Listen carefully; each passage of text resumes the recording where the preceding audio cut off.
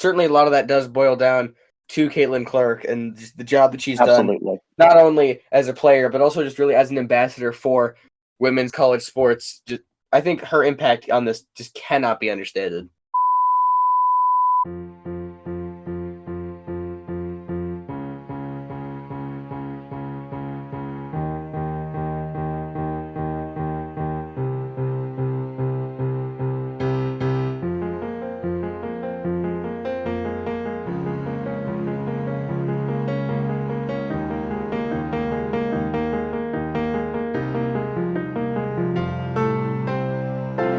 Hello, I'm Colin. And I'm Charlie. Back to the C&C Talks podcast, episode 11 of season 3. Just a reminder, we release episodes every week, and we talk about politics, world events, and sports. It's currently Sunday, April 7th, 2024, at about 8:30 p.m. Pacific time. Yes, we are recording on Sunday today, but that doesn't mean that we don't have a lot of things to get to. So let's get right into it. With aid to Israel, Colin, what's new? Yeah, so honestly, a lot of developments on this. I mean, we still don't know if we're ever going to get a nationally passed aid package. All that seems to still be stalled up in both the House and the Senate because, of course, it is. If you've heard any of our discussions on this show in the last 3 or 4 or 5 months, Congress really can't do anything at the moment. But there are now plenty of Democrats in Congress and even potentially President Biden, who are now in favor of conditioning aid to Israel. This comes as Israel has hit some humanitarian workers, more on that in a minute, and seems to have no intention of making any efforts to avoid civilians in Gaza. That's very concerning to the Biden administration and a lot of Democrats. So, frankly, Charlie, I'd argue it's about time that aid might be starting to get conditioned. Yeah, I think obviously in a war, civilian deaths do happen. There's just no way to avoid them. But to minimize them as much as possible should be the goal here, particularly for Israel, considering that they're considered by many of the side that is at fault here, by many, whether that's right or not is up for debate. But I think certainly them prioritizing not killing civilians would be good, and I think conditioning aid could be a good tool for the prevention of civilian deaths. Sure, I agree with that. And I mentioned the killing of some humanitarian workers. I believe several World Central Kitchen workers. World Central Kitchen is the organization founded by Jose Andres. They deliver meals to people who are living in war zones all the time. They've delivered a lot of meals to Ukraine in the last few years. They've delivered, I believe, over 1 million to people in Israel, and I think over 43 million meals to people living in Gaza over the last few months. So just incredible work by this organization, a great organization. They apparently worked closely with Israel to ensure their safety when they went into Gaza to deliver food, to deliver meals, to make sure that they were not like in a line of fire. Well, several of them were hit by an Israeli precision missile and unfortunately died. Charlie, unclear at this point if this was intentional by Israel. They seem to have at least known where these people were. So it was either a misfire or intentional, I would say. But either way, a very, very bad look for Israel. Yeah, I think that really is. This is certainly an optics issue for them, even if it was obviously not intentional, which we don't know. It could have been a misfire. It could have been intentional, but either way, this is a really bad look for them, and it does not help their case, as a lot of people, particularly in the United States, are not fond, shall I say, of what Israel has been doing over the course of the last few months since the October 7th attacks. Yeah, and I think public perception absolutely does matter to Israel because they still are dependent in a lot of ways on U.S. aid. And if they're doing stuff like that, the U.S. Public, the general public, is not going to support just giving Israel as much aid as they need. That's just not going to fly with the public, and so the government would not do that. So that obviously should be an important consideration for Israel. Is it at the moment? They're not acting like it.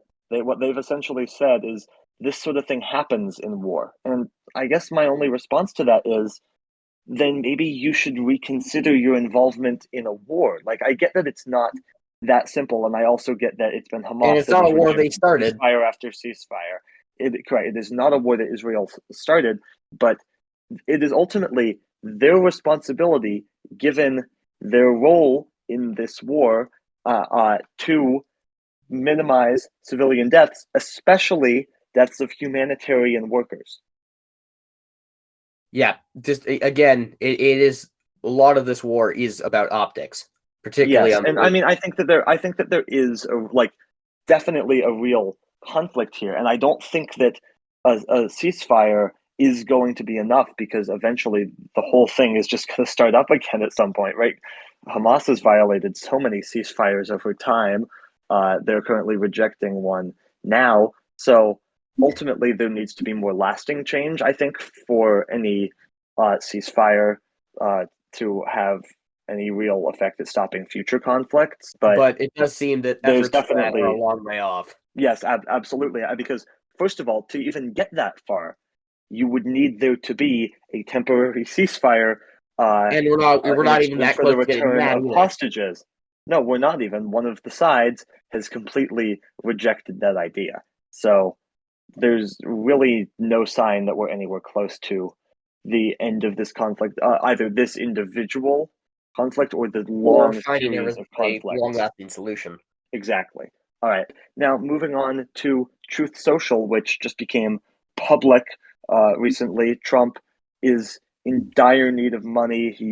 His legal bills are mounting. He's obviously owes a lot of money to the state of New York. He was just able to post bond in that case to be able to appeal the case, as well as he obviously has all of the criminal cases, one of which is heading to trial in just a week's time. We'll talk about that on next week's episode.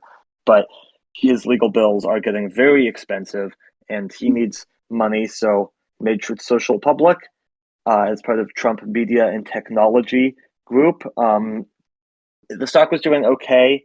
They then reported, Charlie, a loss in 2023 from Truth Social of $58 million. I believe revenue of only like $4 million because the only way that they can make money is on ads and they don't really have any legitimate advertisers. So after that, the stock absolutely plummeted. I believe Trump has lost over $1 billion. He owns something like 60% of the shares of the company, and he cannot sell them yet. So this is yet another business failure by Donald Trump. Shocking, I know, right? Who could have possibly predicted that Trump's business would fail again? And yeah, I believe it is currently the most shorted stock on Wall Street. That is Charlie? not surprising. Yeah, as you said, the main reason for him doing this is obviously the to attempt to make some money due to him lacking due to the amount of money he's had to pay to New York, and obviously he has an election going on. I know a lot of that money for that comes from donations, but it is a struggle for money right now for him, and this has just really gone up in smoke for him. Yeah, So the question I mean, Truth is, Social itself as a company is essentially worthless. So he essentially, by making it public, he can, in theory, sell a bunch of stock, make that money liquid, and now get him in now slightly less trouble. But now all he yeah, has to I don't now know. all he can do is hope that that Trump media technology, or whatever it's called, becomes the next GameStop. Yeah, I doubt that because I mean, even the Redditors over at Wall Street Bets are like, don't buy this stock. There's no benefit in buying this stock. You're going to lose everything if you buy this stock. So don't do it. Good job, I Reddit. You think that did something for him. I think that they are actually themselves suggesting that you short the stock. So it seems unlikely that they would try to squeeze that. Now, Charlie, turning to the event that everybody is talking about, despite there being absolutely no reason for anybody to be talking about, there was an earthquake in New York. Great job, guys. In Seattle or in Yeah, Los we Angeles get is one. No happening one cares, all the time. but Yeah, New no one York. cares. Oh shoot! Something happened in New York. That's important. This was a 4.8 magnitude earthquake. That's not a very strong earthquake. It really isn't. Like, you're going to feel it, certainly. But it's not that strong. No one's going to die. No one's going to get hurt. No no property is going to get particularly damaged. And of course, New York media. Oh no. A The biggest garbage story man of the got day now. knocked Biggest over. story of the year. I know, right?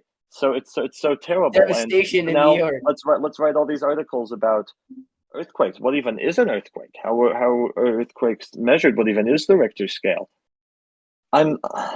It's really tiring, Charlie. Yeah, you gotta admit it is pretty funny though. Oh, sure. Absolutely. All right, and we now move on to Charlie's stat of the week. What have you got for us this week, Charlie? Yeah, we got a political stat this week. It is an election year, and it is a very rare instance that an election is so close that it has to go to the House. Obviously, the election in 1800 with Jefferson and Burr, but there is one other example that I. Which one is that? So I believe that this was the election of is 1876, I believe. Between This was Hayes, and I do not know who the other person it's was. Hayes and Who? Samuel Tilden. Okay, and yeah, so I He believe that wa- they ended up in this one. But Hayes obviously won, but they cut a backroom deal essentially that would give Hayes the presidency, but in exchange for them stopping the Reconstruction efforts. So that was essentially the yeah, end of Reconstruction, Charlie. pretty much. And I've actually just realized that there is actually also another one. That went to the House. Yes. Which one?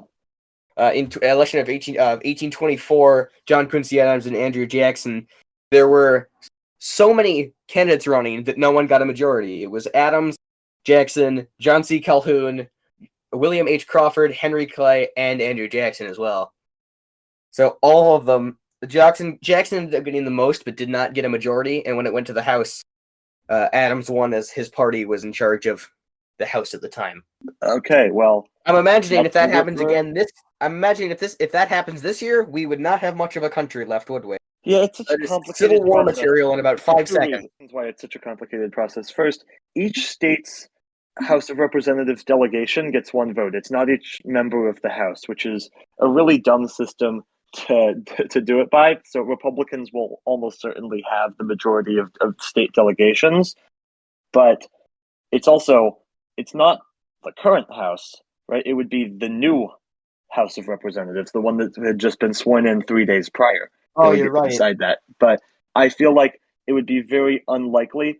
I don't think we'll see a 269 tie. With that, I think it's time to move on to sports, Charlie, and we're going to start with the men's and women's NCAA tournaments. And let's start with the women's tournament. South Carolina wins the women's tournament. They win the finals over Iowa in the Final Four. They get NC revenge State, after Iowa the beat Final Four last year.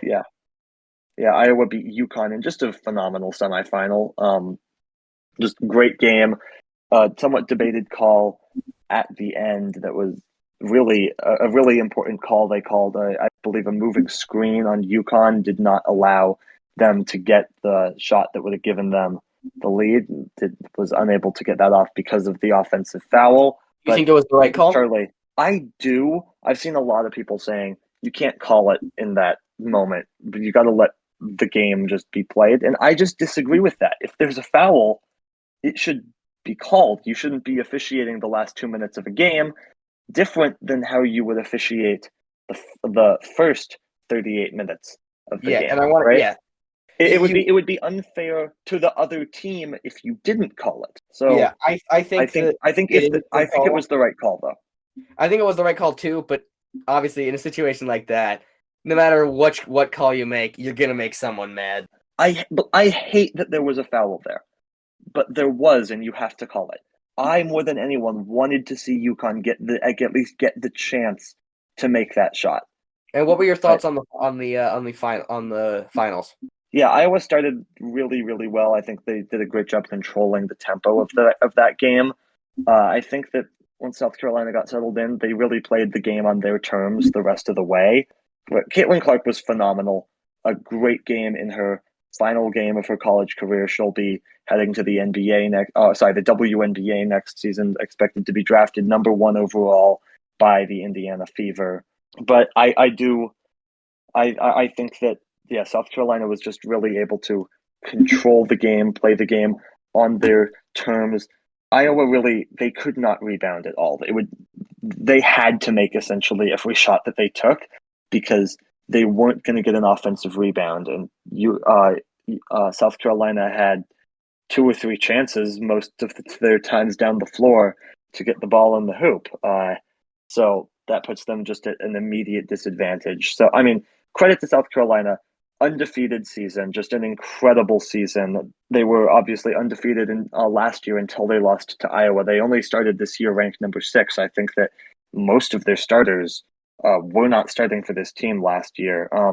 And Don Staley, just a completely brilliant coach, able to get an undefeated season this year, capped with a national championship. And Charlie, I think that really this entire season, it's been huge for women's basketball. The TV ratings are insane. That Iowa LSU game on Monday had over 12 million viewers, broke viewership records, and then the Iowa UConn game on Friday night, which again started at 9:30 p.m. Eastern time. That had over 14 million viewers, and I assume that this South Carolina Iowa game, which was very close at halftime and on ABC, I imagine that'll have even more viewers. But already the over 14 million viewers, that's more viewers than any NBA game last year, any World Series game last year, any MLB game last year, really, and almost all college football games last season. And I think that I would bet on the women's final getting more viewers than the men's final. Just really incredible for women's sports, Charlie. What are your thoughts on that? Yeah, and I think certainly a lot of that does boil down to Caitlin Clark and just the job that she's done, Absolutely. not only as a player, but also just really as an ambassador for women's college sports. I think her impact on this just cannot be understated. Yeah, I mean, she has not shied away from the big moment at all. Right, she is a superstar. She showed up on Sunday during the championship game, even though her team just in the second half, especially, Yeah, did there was not look no good. she had no support.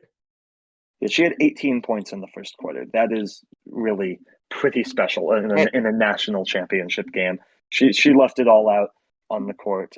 And Colin, I was I think considering that making this my stat of the I week, would. but I ended up not. The fact that do you know how many bench points Iowa had in that game? Did they have any? 0. They had none. Yeah. Yeah, And I they understand don't use their bench a ton as a team. and I understand that they have injuries. But 0? Just for Yeah, reference, no, by the it's way. Just for reference, South Carolina had 39. yeah. I mean, so it's a pretty big difference in the game. I mean, yeah. Again, complete credit to South Carolina, and obviously Camila Cardoso, also a star. She'll, I think, probably will definitely go top 5 in this in next week's WNBA draft. So Their draft you're is right. You're really right, close though. to their finals, isn't it? Yeah, I mean, well, their season starts in May, so they have to they have to have players drafted so they can do training camp or whatever preseason. But yeah, looking forward to that. Interested to see whether the Caitlin Clark effect will continue over to this WNBA season. I And really, how really does hope her it does. game Women's sports definitely deserves the yeah, attention it's getting. and how well will she do in the WNBA? Will her skill sets that she has in college transfer over? I think definitely her skill set will transfer over, right? I think people forget she's not just an elite scorer and an elite shooter. She is the best of the best when it comes to passing. I have never seen anyone like her when it comes to passing. Her skill set should definitely transfer over. I don't get me wrong, there will definitely be an adjustment period as she will be playing against much better competition, and I don't expect her to just be the best player in the league from day one. Far from it. I think that there's a good chance she struggles somewhat in her first season, but I do think that she will eventually become one of the best players in the WNBA. And there is a lot of talent in that league at the moment that does go somewhat unnoticed, but I think that she will eventually be right up there among them. Yeah, I would have to agree with you on that one. Now let's move on to the men's final speed that we mentioned earlier. Purdue and UConn, that is happening before we get this episode out, I believe, right? We're not going to be able to get this out Monday morning, unfortunately. Who do you We would got? have taped this Monday evening, but it just was not possible for us. I think UConn's just a better team. I'm kind of disappointed Purdue made it this far because they're not a fun team to watch in a way that so many of the other teams in this tournament I are. was pulling for NC Um, State. but yeah, same. I mean, DJ Burns is a really fun player.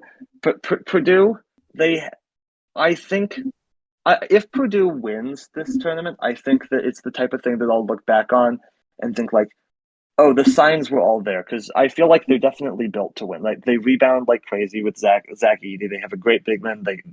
They can draw a lot of fouls, especially Edey can do. They have good enough shooters. But there's just something about UConn. They've just been so dominant all season that it's really difficult for me to pick against them. But maybe I'll be eating my words before this game. Sorry, yeah. Maybe I'll be eating my words before this episode is even out. Yeah, we'll see. I mean, our brackets didn't end up too good, did they? No, but although I will say our women's bracket for the picks that we made on our live stream back on March 20th, that actually went very well. Got 170 points out of 192 possible, which is just an incredible mark for for a bracket, 99.7th percentile on that All one. right. Yeah, I did finish ahead of you in the women's bracket. I haven't even bothered checking the men's bracket because I was so far behind, and I'm assuming I'm behind you. But if UConn wins, I don't know if that holds up because you picked Marquette and they went out a long time ago. Yeah. Hey, at Yeah. least I didn't. At least I didn't pull an Iona this year. Sure. No, but what's funny is that I had Texas Tech for some stupid reason. It's funny though is that NC State, who Texas Tech played in the first round, Did they get actually made it to the Final Four, which is actually not that dissimilar from what Charlie did last year. He picked Iona to go deep, I think, to the Elite Eight, and then UConn. They played UConn in the first round. and UConn UConn ended won, up winning the whole thing. and So UConn has a chance Charlie, to repeat. yeah, that would be just incredible. Dan Hurley is a great coach. Don't, by the way, do not know too much about this yet.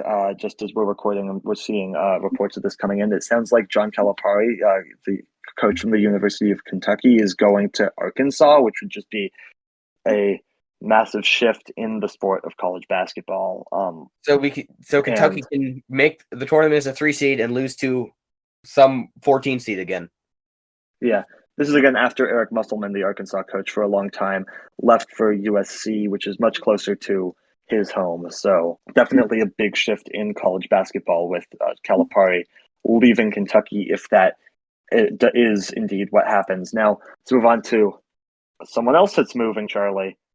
The Oakland A's, this will be their final season in Oakland as their lease on the Oakland Coliseum is up. They will be moving to Sacramento into a stadium that is currently a minor league ballpark. Seats about Owned by the 10,000 Sacramento people. River Cats, who are a AA affiliate, I believe. Aren't they AAA? Or are they for the Giants, I believe? Oh, you're right. Which is surprising. That's surprising that a minor league team for a different team is allowing the A's to play there. Yeah, I don't know if the River Cats had that much say. What happened to the River Cats then? Well, what's funny is I think that there's a good chance that they actually play a bunch of their games at the Coliseum. And I think they might actually get better attendance than the A's did. Yeah, I know. Look, here's the thing. The plans for the A's moving to Vegas are trash. They claim it's going to be ready by 2028. Not even clear that the renderings that they have are even possible. They have yet to tear down the Tropicana in Vegas, where their new stadium is going to be built, a stadium that the people of Vegas and the people of Nevada are on the hook to fund, and they do not want to fund it. They do not want the A's and John Fisher coming to Las Vegas. But the A's seem like they want to do it anyway. Unclear. It might get to a public vote, which would just be disastrous. So they're moving out of Oakland to a 10,000 seat ballpark.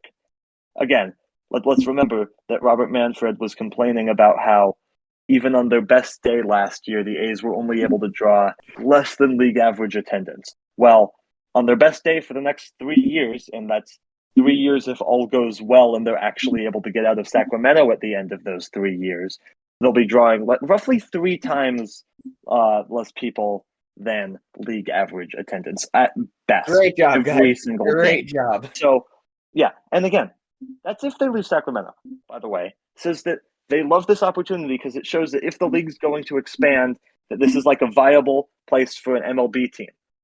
And you think your best chances of doing that is trying to get fans to come see the Oakland A's play baseball, a team that their owner, John Fisher, is willing to invest absolutely no money in whatsoever, is intentionally making the team as bad as possible. Again, they sent down Estuary Ruiz after he was hitting over 400 to And start should the year be because, investigated by the Players Association because of it. yes, exactly, right? The whole thing is crazy. It's all just a money-making opportunity for John Fisher, and he didn't even act in good faith. The A's, Oakland was willing to give the A's a lot more than Vegas was willing to give them, and he did not do that. The A's were willing to renew the lease on the Coliseum for a couple years, while they instead decided to move to this 10,000 seat ballpark, which, by the way, major league facilities. The Players Association can't be happy with this. Not that they're happy with anything at the moment because all the pitchers are getting injured, then the league won't do anything about that. And the jerseys are terrible, and the league definitely won't do anything about that either, right? This is just an absolute disgrace to the sport of baseball, Charlie. It's really, really gross. Yeah, it is not a good look at all for them.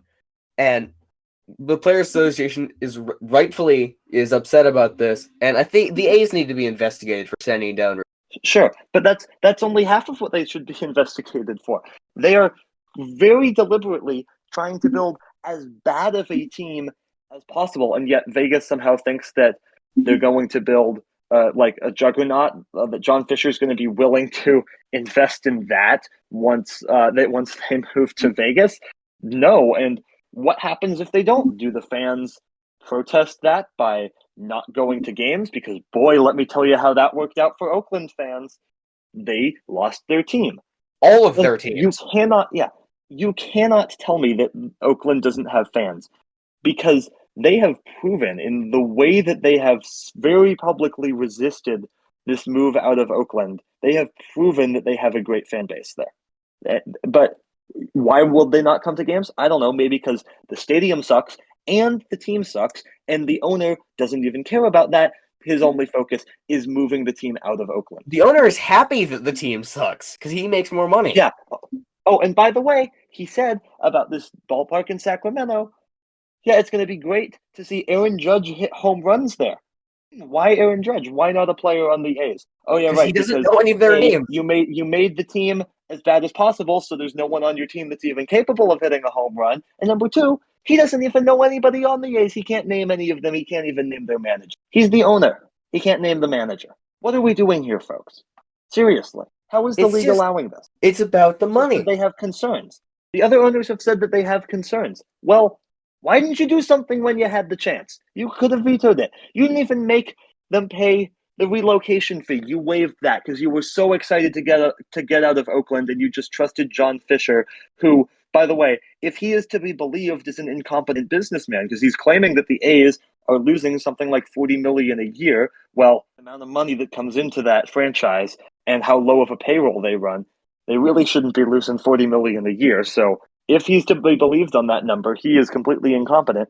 But you trusted this big thing for your league into the guy who could be an incompetent businessman. Yeah, just real quick, just some. I'm trying to check what their run differential is because it has to be abysmal. Currently, it's actually better than the Mariners right now. So you got to be kidding me, really? Yes, really. Oh, speaking of which, we will get to that at some point in the next few weeks because our team is falling apart. It's 10 games, Charlie. It's 10 games. I understand that we're not that far into the season. I counter you with the fact that we have a run differential of negative 21. The Astros are 3-7. Is anyone concerned about them? No. Moving on. I mean, they should be because they're not going to win the division this year. Sure, whatever. All right. Let's talk about the NBA. Charlie, good news for me. The Warriors are going to the play-in tournament. That shouldn't even actually need to be said. It's kind of sad that that's where they're sitting, but that's where they're sitting right now. And you were very, very wrong. And long story short, we're winning the NBA final. Yeah, good luck beating the Nuggets. I guess the Nuggets are the number one team again. That's unfortunate. At least it's not the Thunder for now. But actually, Charlie, that's a good thing to discuss because the top of the Western Conference right now is very close. Obviously, we can debate how much it even matters to be the number one seed in the NBA versus number 2 and 3, but that's a very close race between the Nuggets, Timberwolves, and Thunder, all separated by just a game. Yeah, and as we're rapidly running out of games here, it will be a close race to finish at the top of the Western Conference here. Minnesota is currently beating LA. It looks like they will certainly win due to LeBron is not playing tonight, I believe. But yeah, so as of our recording this, it's a 14-point game. As of current, Nuggets lead. Deficit. Minnesota and Denver will be tied. Oklahoma City is 1 game back of them, and I think the Clippers at this point, I don't think they have enough games to catch the top 3. Yeah, but still.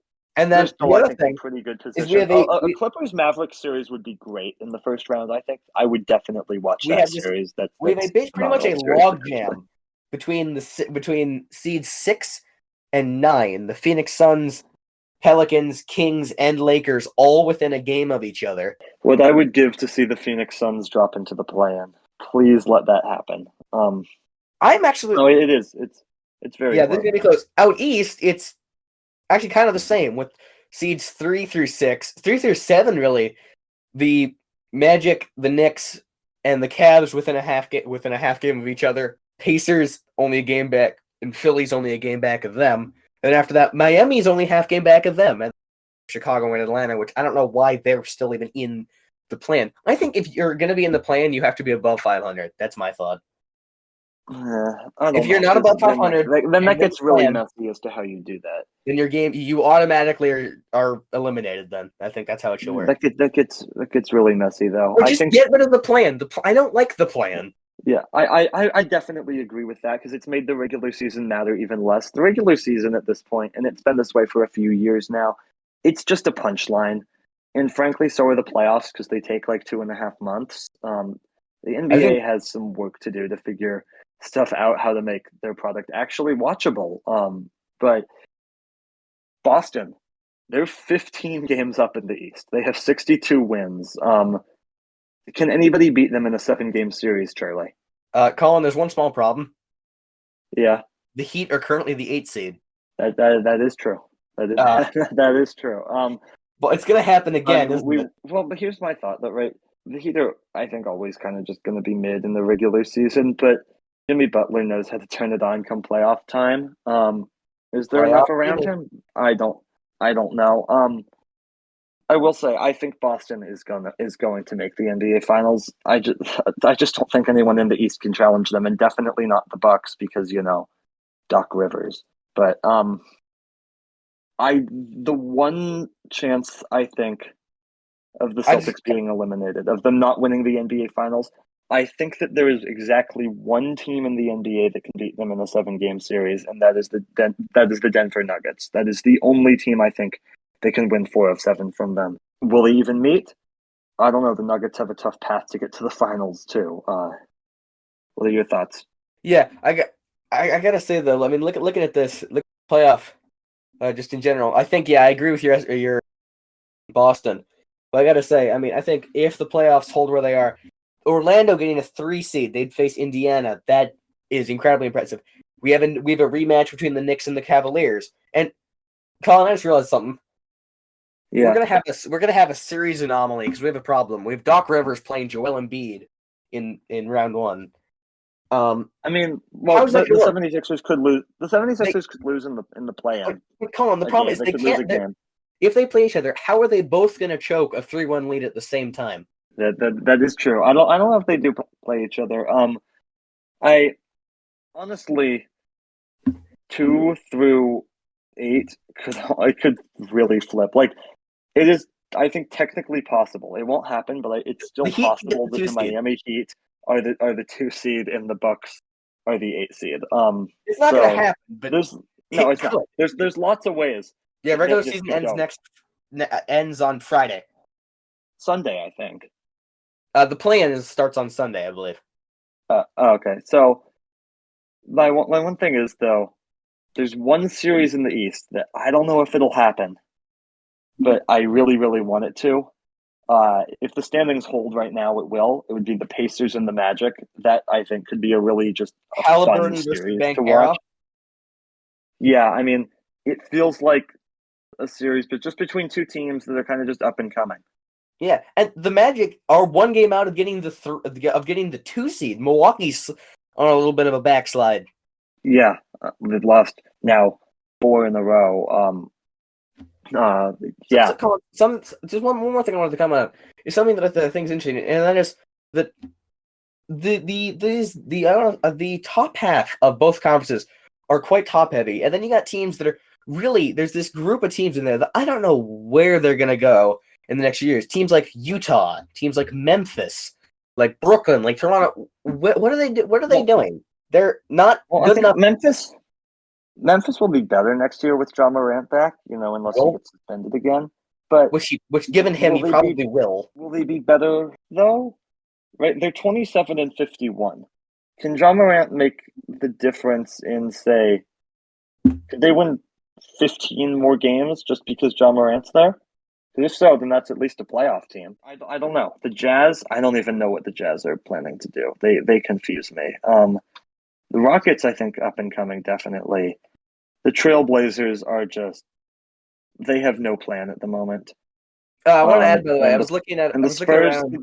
the Spurs will be fine long term. They have Victor Wembanyama, and they'll only get better, especially if they get the number 1 pick in this year's draft. Yeah, Colin, I was looking around just out of curiosity at Blazers tickets. I was looking at Friday, which is the final game, which I believe is the final day of the season, and I found a seat for $2.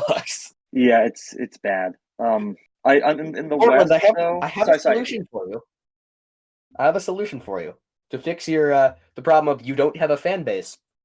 Move up here. Yeah. Well, no, we'll take that. Rename yourself the Supersonics, and then Just come it'll be back fine. here. Charlie, You can still root Charlie, for us. you were wrong. There are no games on Saturday the 13th, but all 30 teams play Oh, on really? Okay, Sunday because the 14th. I checked the next day and saw that there were no games. There is games on Yeah. Sunday. Yeah, Okay. play-in starts, I think, Tuesday the 16th is how they're going to do Yes, it. you're right. That's the way they've done it for the last few years, with the playoffs then starting the following Saturday, and then going on for way longer than they need to, but that's a whole nother And the conversation. end of June. Yeah. In the East, though, the bottom 3 teams in the East, I do not have any idea where they're going. They're just so bad, all of them. Yeah. The Raptors and the Nets, they could be okay in the next few years, maybe. I like the word.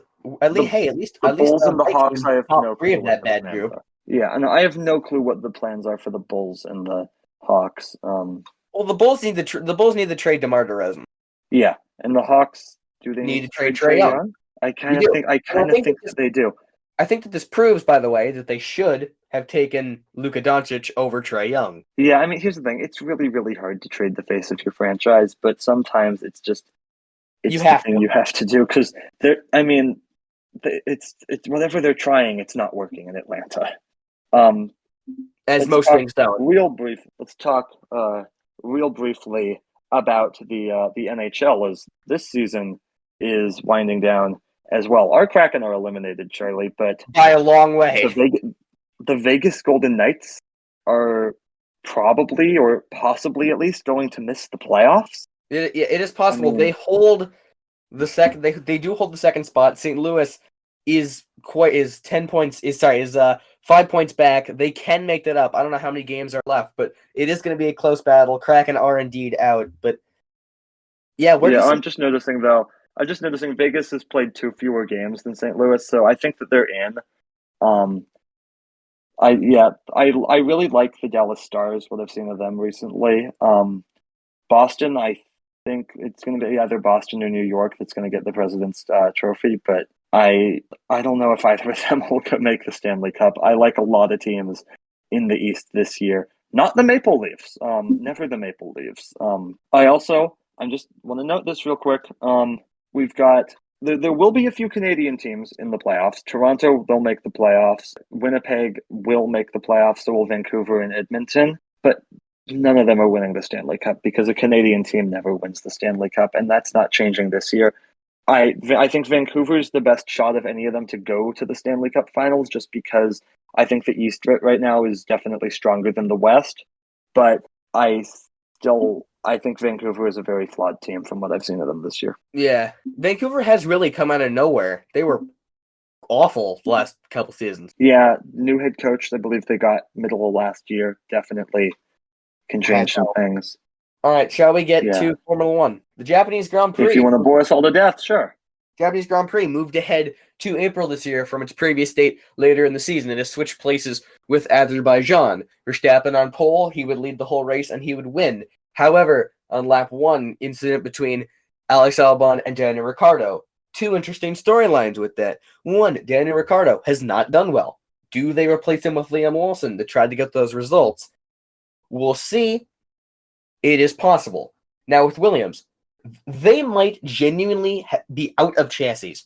Albon has had 2 wrecks in 2 races, 1 in practice in Australia and 1 during the race, obviously in Japan. Sargent had some issues in practice and had to give up his car in Australia. That team is not in a good spot right now, and will they survive this season is I think a big question. But next race is coming up next week.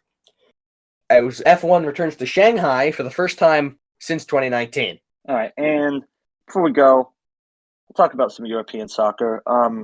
Start in England, where, boy, do we have a really, really close race at the top of the Premier League right now. The current standings with Arsenal, Liverpool, and Man City, they've all played exactly 31 games, and it's Arsenal and Liverpool tied atop the standings with 71 points. Arsenal ahead, just they have a goal differential 9 better than Liverpool does. Liverpool, again, haunted by Manchester United. They had a draw with them Sunday morning after Manchester United knocked them out of the FA Cup a couple weeks ago. Man City just 1 point back, 70 points in the standings.